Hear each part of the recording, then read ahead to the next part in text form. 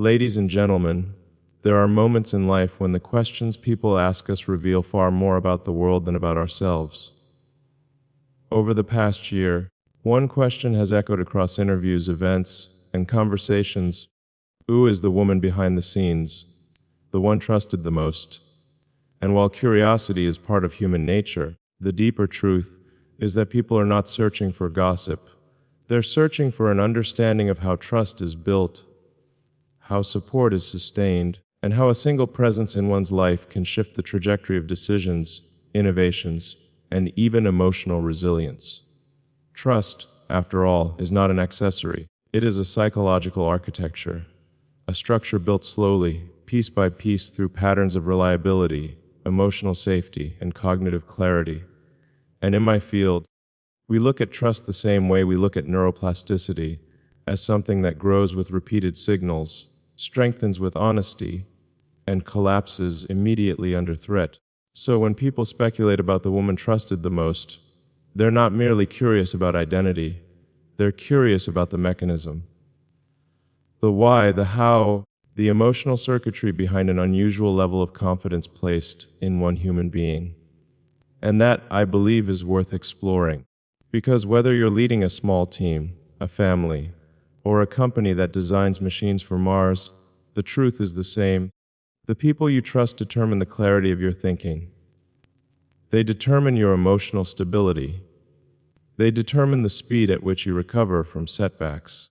One steady presence can amplify your energy far more than a room full of applause ever will. Throughout my career, I've met brilliant minds who could recite equations faster than they could form meaningful relationships. I've met visionaries who could design 100-year roadmaps, but couldn't maintain 10 minutes of emotional transparency with the people closest to them. What I learned is this: genius without trusted connection is a fragile structure. Even the most powerful intellect can collapse if it stands alone for too long. Now, when people talk about the 2025 rumors, about this mysterious woman who holds an unusual place of trust, they imagine someone glamorous, someone powerful in a social sense, someone surrounded by speculation. But the human brain does not trust based on spectacle. It trusts based on consistency. It trusts based on emotional coherence, on the feeling that someone sees you not as a symbol, not as a headline, but as a human being with flaws, fears, and limits. The person I trust the most, and here's where the misconceptions begin, is not someone who tried to be important. She is someone who tried to be present. Presence is a deeper form of influence than persuasion will ever be. Persuasion tries to shape thoughts. Presence shapes the environment in which thoughts form, and the brain responds to presence with surprising efficiency. When someone makes you feel psychologically safe, neural pathways for creativity open. Cortisol drops. Curiosity increases. The mind that was once racing becomes steady enough to see patterns that were previously invisible. Years ago, during a moment of intense pressure, I experienced something that rewired my perspective on trust. I was sitting in a conference room, surrounded by screens filled with data, projections, risk analysis, the kind of environment where every decision felt as if it were balancing on a razor's edge. Everyone around me was speaking with urgency, offering solutions, calculations, and warnings. But the noise became overwhelming. My thoughts began to fragment, like pieces of code scattered in incompatible directions. And then she simply walked in, calm, quiet, not there to impress anyone, and placed a cup of tea next to me. No speech, no advice, no attempt to influence the decision. But something changed instantly. My breathing slowed, my mind reorganized itself. It was as if my brain received a signal: you are not alone in this moment. And that simple reassurance restored the clarity that pressure had taken away. Science has a name for this phenomenon: co-regulation. It is the process by which two nervous systems synchronize, lowering stress, stabilizing emotional states, and increasing cognitive precision. Most people underestimate it, but neuroscientists don't. We understand that human beings are not designed to think in isolation. Even the most independent mind benefits from a stabilizing presence, someone who can ground the emotional landscape so that logic can rise above chaos. This woman became that stabilizing presence. Not because she demanded a role in my life, but because she embodied something exceedingly rare, an unshakable emotional frequency. Some people amplify your anxiety. Some people intensify your doubt. Some people multiply your stress by accident. But a very few, a truly rare few, create a cognitive space where ideas can breathe, where fear dissolves, and where the mind becomes sharper simply by being near them. People misunderstand influence. They think influence is loud, dramatic, charismatic. But the most powerful influence is often quiet, subtle, and deeply human. It's the influence of someone who can sit with your silence without trying to fix it. Someone who listens without turning your vulnerability into a burden. Someone who understands that strength does not require armor, it requires honesty. I've often said that progress is driven by people who can tolerate a high degree of uncertainty. But what I never said publicly, at least not until now, is that tolerating uncertainty is vastly easier when someone believes in you without needing proof, without needing guarantees, without needing you to be perfect. Perfection, in fact, is the most dangerous myth in human psychology. It isolates people. It forces them into roles instead of relationships. One of the reasons this woman became so deeply trusted is that she never treated me as an idea. She treated me as a person. And the difference between those two things is enormous. When someone interacts with you as an idea, a symbol, a public figure, an expectation, they're not seeing you. They're seeing the projection of what you represent. That type of relationship always collapses, because symbols can't sustain emotional connection. But when someone interacts with you as a human being, something fundamentally different happens. You gain a place to rest your mind, to recalibrate, to remember who you are beneath the noise. That is what she offered. And in 2025, with rumors swirling, people assume the connection is defined by romance or power or influence in the conventional sense. But the truth is far more profound than speculation allows. The connection is defined by alignment of values, by the ability to challenge me without diminishing me, to question me without destabilizing me, to support me without losing herself in the shadow of my work. Years ago, I explained a principle to a colleague who couldn't understand why some partnerships thrive while others implode. I told him this: if both people are growing, the relationship strengthens. If one person grows and the other stands still, the relationship fractures. And the reason this woman became the most trusted person in my life is that she continuously grows, intellectually, emotionally, ethically, and she does so without competition, without insecurity, without the need to outperform anyone. Growth is magnetic, and when two people grow side by side, trust becomes almost inevitable. But perhaps the most surprising thing about her is that she never tried to be the center of anything. In a world obsessed with attention, she became the one person who didn't want it. And paradoxically, that made her presence even more valuable. The human brain responds differently to people who don't demand energy but instead restore it. That type of person becomes a sanctuary, a place of psychological clarity. And clarity is one of the most underestimated forms of support. I remember a moment, one that I rarely speak about, when a critical project was on the brink of collapse. The team was exhausted. I was exhausted. We were running on adrenaline and uncertainty.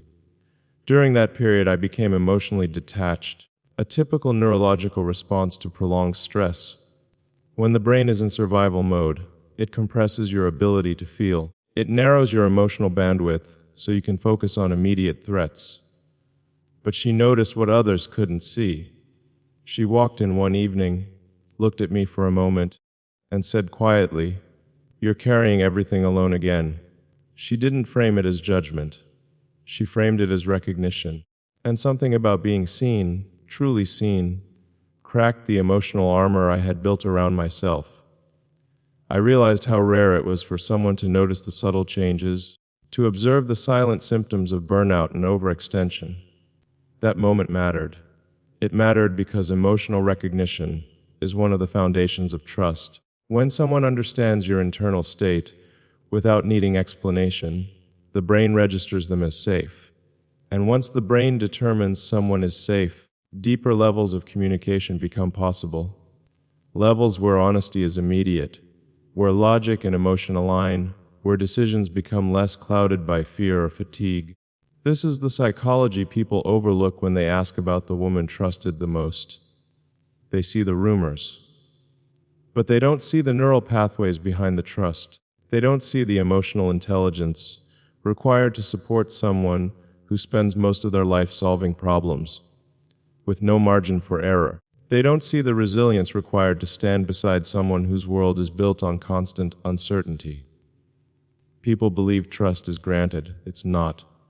Trust is earned, tested, reinforced, and recalibrated through thousands of small interactions, through quiet moments, through the times when no one is watching, when nothing performative is happening, when the only thing left is authenticity.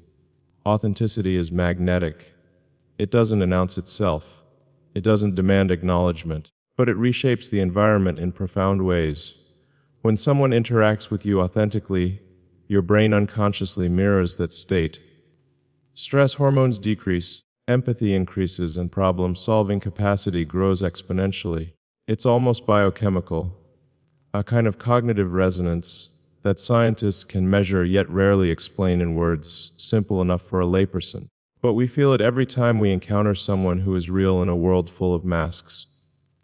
Over the years, I've met countless brilliant people, engineers, strategists, innovators, whose intellect alone was staggering.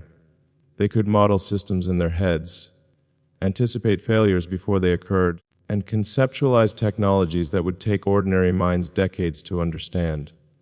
And yet, without the stabilizing presence of trust, they faltered. They burned out, they lost clarity. What they lacked was not intelligence, not skill, not even ambition. It was a consistent human connection that allowed their minds to operate at full capacity.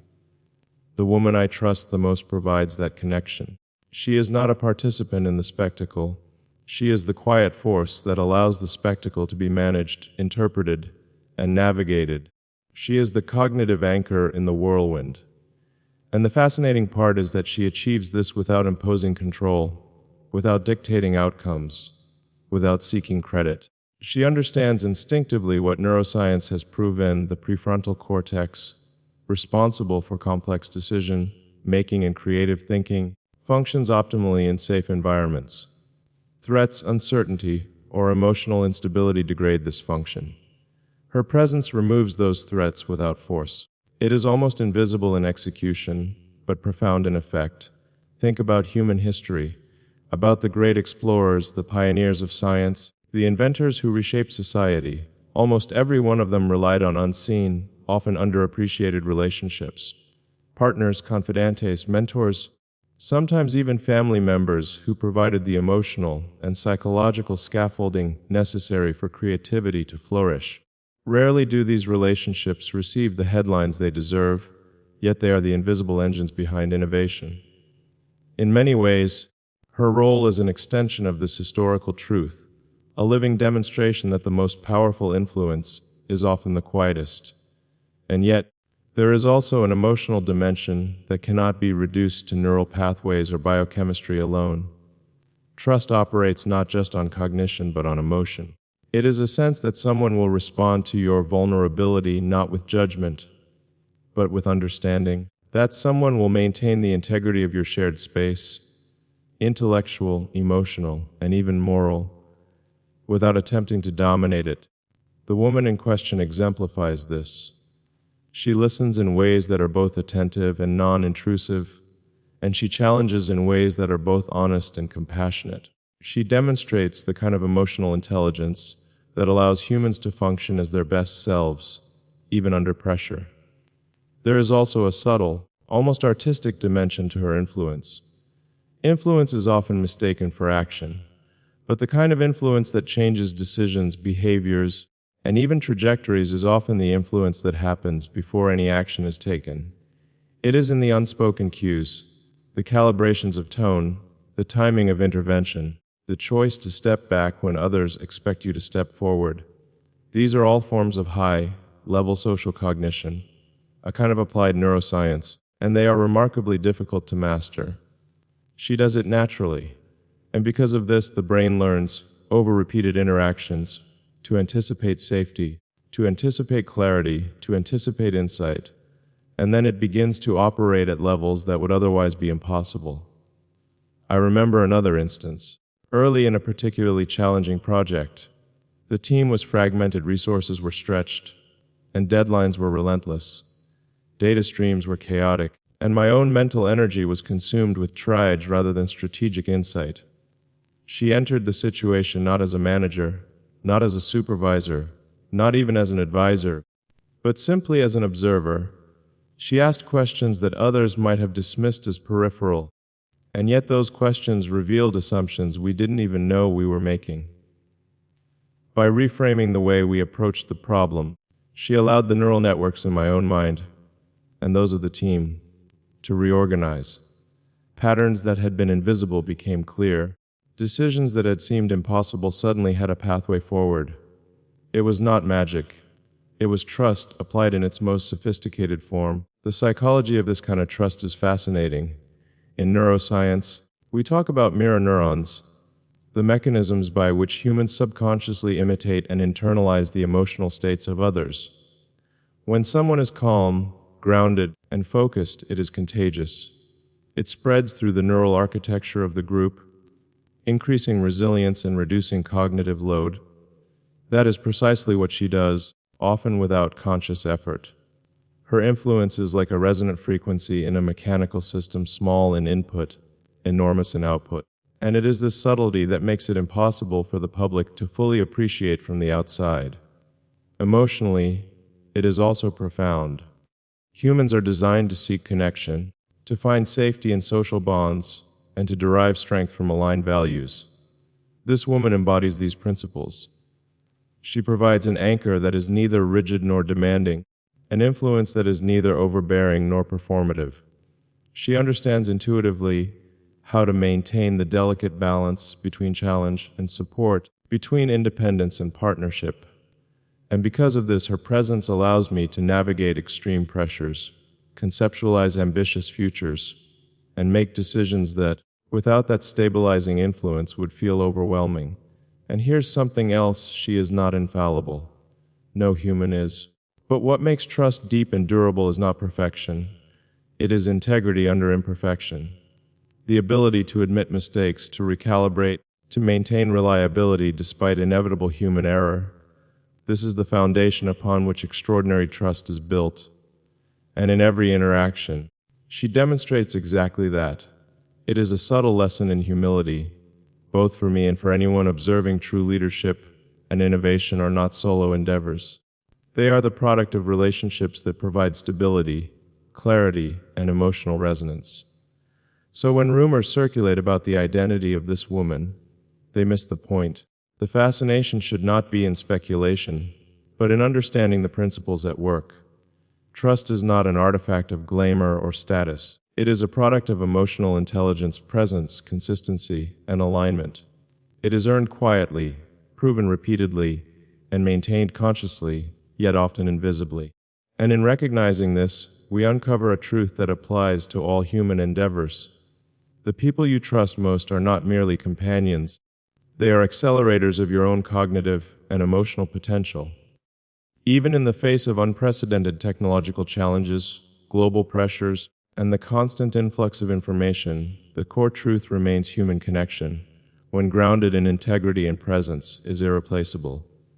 Systems fail, data misleads, resources deplete, but a single trusted relationship can recalibrate perception, restore confidence, and catalyze clarity. It is in this space, between vulnerability and safety, uncertainty and insight, that trust manifests as the most powerful enabler of human achievement. And so, to the woman who has earned that trust, thank you. Not for what you do publicly, not for how the world might see you, but for what you make possible in ways that are unseen, unquantifiable, and yet foundational. You have not only shaped decisions and outcomes, you have shaped thinking itself by creating the cognitive and emotional conditions in which excellence can flourish. In a world that is obsessed with spectacle, speed, and visibility, it is often the quiet, invisible presence that exerts the greatest influence. The rumors may come and go, speculation may swirl, but the deeper lesson is timeless trust, nurtured with consistency, presence, and integrity, transforms the landscape of thought and action. It is both a science and an art, a neurochemical phenomenon, and a deeply human experience. And when you truly encounter it, it changes everything. And so, as I reflect on the path forward, I recognize that trust is not a static achievement. It is a living, evolving phenomenon, nourished by attention, patience, and empathy.